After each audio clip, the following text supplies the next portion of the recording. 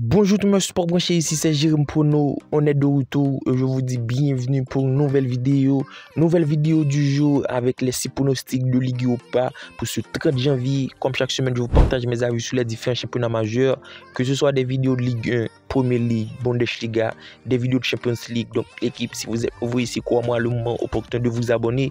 Abonnez-vous en activant la cloche de notification pour rater aucun de nos prochains contenus. En ce moment, au carton, va y avoir des vidéos, que ce soit des vidéos du jour. Donc c'est ultra important l'équipe de vous abonner. Et si comme d'hab vous voulez plus de pronostics, plus de prédictions, le Telegram de Jérôme Prono, comme je le dis si souvent, c'est un groupe dans lequel tout est gratuit là-bas. Il y a de tout, des saves, des pronos go scout, des buteurs. Le lien en commentaire épinglé ou dans la description de la vidéo. Donc n'hésitez pas à nous rejoindre là-bas. D'ici là, on se retrouve pour notre premier pronostic du jour. On se retrouve directement avec le premier match, Twente Beşiktaş. Alors c'est pour moi une affiche ultra décisive pour les deux équipes. Du côté de Twente, c'est 26e avec 2 points de retard de la 24e place qui est une place qualificative pour les barrages.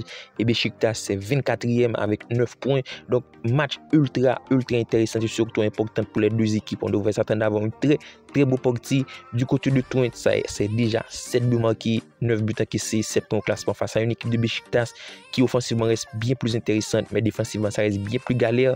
Donc 10 buts marqués pour 14 buts encaissés. La dynamique des deux équipes, c'est plutôt à désirer, même si pour moi du côté de Beşiktaş, il y a un mot du côté de Beşiktaş avec tout de même 3 victoires, 2 nuls. Donc face à une équipe de Twente qui c'est 3 victoires, 2 défaites, ça va être un match bien plus intéressant. Les cotes restent ultra bien.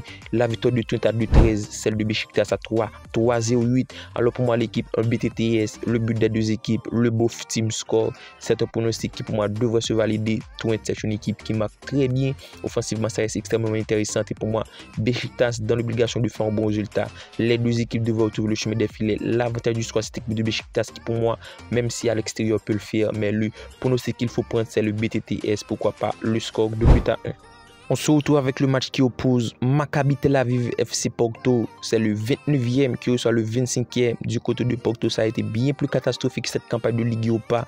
Une équipe qui se retrouve à un point des places de barragistes. Et pour moi, c'est une équipe qui doit faire un bon résultat. Donc l'enjeu est clairement du côté de Porto face à une équipe de Maccabi Tel Aviv qui, même si avec une victoire, ça va être extrêmement compliqué de prendre cette qualification pour les différences de buts puisque c'est 16 buts encaissés. Donc Maccabi Tel Aviv, ça a été plutôt compliqué. Donc les boucles l'ont compris puisque c'est du côté de Porto que ça doit aller prendre un bon résultat. La cote de la victoire 1.37. Donc la cote chute énormément et pour moi Porto peut le faire face à une équipe de Maccabi Tel Aviv qui encaisse pas mal. Ça a été prendre 3 buts contre Bodo Glimt, 1 but contre Netanya, une équipe qui reste plutôt compliquée. La défaite contre Maccabi Beina Raina. Pour moi, le 1.5 but de Porto, c'est un pronostic pour Naples, puisque de Maccabi, ça encaisse, que ce soit contre les petits de son championnat. Et pour moi, face à une équipe de Porto qui reste bien plus intéressante, même si la dynamique c'est ultra catastrophique, 4 défaites, un match nul. Je vous mets le 1.5 but de Porto. Pourquoi pas l'avantage du score, une victoire, 3 buts à 1. On enchaîne directement avec Lyon-Ludogorets. Alors, les boucles ont compris puisque c'est une affiche qui porte déséquilibrée. Les boucles donnent Lyon favori, une cote à 1,21. Le match nul à 6,45 et la victoire de Ludogorets à 11. Du côté de Lyon, c'est une équipe qui se retrouve 5e, mais c'est plutôt flatteur. C'est une équipe avec seulement un point d'avance de la 9e place.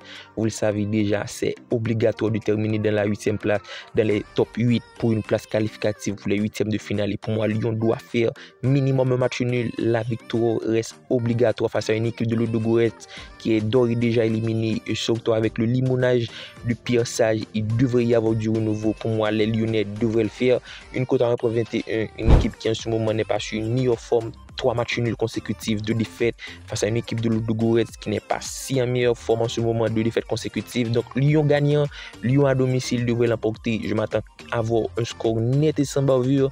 Comme vous pouvez le constater ici, l'équipe 2 buts à 0, la victoire des Lyonnais, pourquoi pas. Midtjylland Fenerbahçe, alors match qui pour moi devrait s'annoncer ultra plaisant. Il devrait y avoir du but et surtout pas mal d'occasions des deux équipes. Du côté de Midtjylland, au classement c'est tout de même 19e face à une équipe de Fenerbahçe qui est 23e. Donc c'est deux équipes dans l'obligation de faire un bon résultat puisque avec seulement 2 points d'avance de la 25e place, l'équipe, ça va être extrêmement costaud cette dernière journée de Ligue Europa. Donc il y a de l'enjeu des deux côtés. Du côté de Midtjylland avec tout de même 10 points, 2 points d'avance. il y a clairement de l'enjeu. Et pour moi, Midtjylland doit essayer de faire un bon résultat. Offensivement, c'est 7 buts marqués. Défensivement, 7 buts encaissés face à une équipe du Fenerbahçe qui est également 7 marqués pour 9 encaissés. Un BTTS, le but des deux équipes, ça reste extrêmement prenable sur ce match.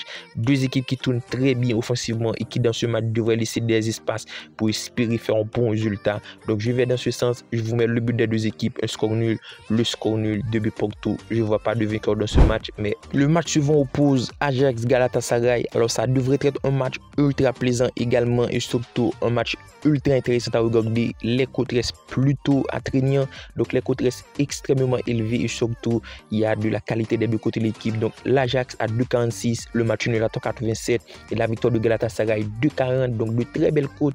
Donc il y a de l'enjeu pour moi du côté des deux équipes. Galatasaray à 1 point des top 8, c'est une équipe qui doit aller chercher un bon résultat pour espérer cette qualification directe pour les huitièmes de finale. Et pour moi, du côté du Ajax avec 16 points, mais c'est tout de même 2 points d'avance de la 25e place. Vous le savez, un match nul minimum, c'est le pronostic qu'il faut prendre du côté d'Ajax parce que pour moi, ça doit faire un bon résultat. Ce qui met de l'enjeu des deux côtés. Il y a de l'enjeu que ce soit le haut du classement ou le bas du classement. Encore un but des deux équipes parce que pour moi, c'est deux équipes qui offensivement marquent beaucoup. C'est déjà 32 buts marqués pour les deux équipes, 18 Galatasaray, 14 Ajax. Défensivement, c'est 7 buts encaissés du côté d'Ajax et 14 du côté de Galatasaray. Donc je m'attends clairement à avoir un match à but. L'avantage du score à cette équipe de Galatasaray qui pour moi reste bien plus intéressante et surtout bien plus fournie. Je vous mets 2 buts à 1 à l'avantage de Galatasaray. Et on termine la vidéo avec Nice-Bodo Glimt, match qui pour moi devrait s'annoncer à l'avantage de cette équipe Bodo Glimt qui même si à l'extérieur, qui même si en ce moment l'équipe, il n'y a pas de championnat majeur, mais c'est une équipe qui a su faire un bon résultat puisque ça a été prendre la victoire 3 buts à 1 contre Maccabi Tel Aviv.